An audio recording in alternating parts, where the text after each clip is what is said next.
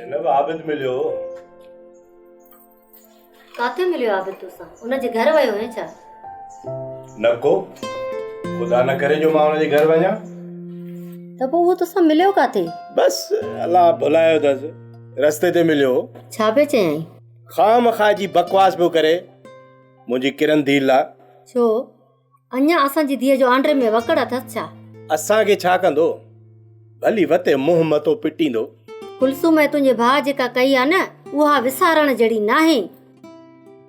गुलाब जेकॾहिं अहिड़ी के ॿिए न्याणी सां कनि हा न त ख़बर पइजी वञे हा, पर असां शरीफ़ माण्हू हुयासीं जो माठ करे वेही रहियासीं। ख़ुदा जज़ा ॾिनी अथनि, अञा बि ॾींदुनि। मार्गो माण्हुनि जे ठठोलनि खां टिॼा पियो, न त मां बि घटि कोन कयां असां। पर ज़मानो खिले हा त पुट बि हुननि जो वियो ऐं गुलाब हुननि सां फिटाई।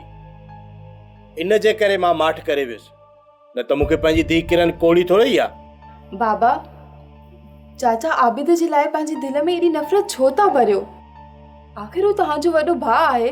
इरम थी अहिड़े भाउ खां बस भली आहे, अहिड़े दुश्मन भाउ खां खट खाली चङी आहे। हुननि जे लाइ तुंहिंजो छो तो हिया जुरे हा? अम्मा हुननि जो ॾोह कहिड़ो आहे? अगरि चाची कुलसुम किरन ते शक ज़ाहिर कयो आहे त पोइ छा थी पियो?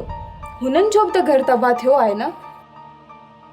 असां त हुननि जो घर तबाह नाहे कयो न, ख़ुदा मारियो न इब्रार खे ऐं बहानो वरी दहशत गर्दन जो।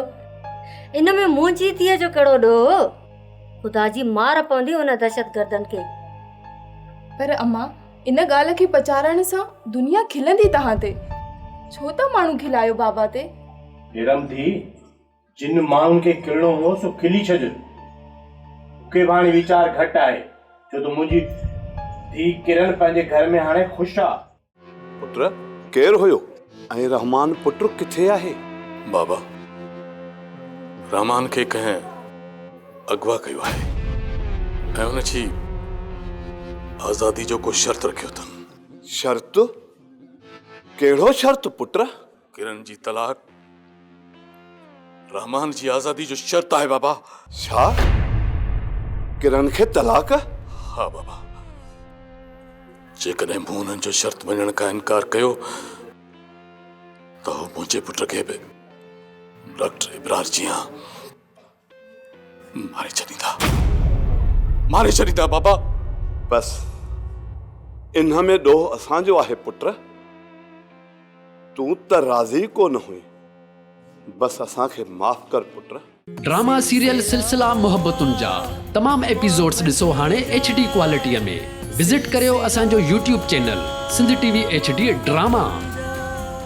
सब्सक्राइब कयो असांजो official YouTube channel Sindh TV HD drama ऐं वधीक अपडेट लाइ बेल आइकन खे क्लिक करियो।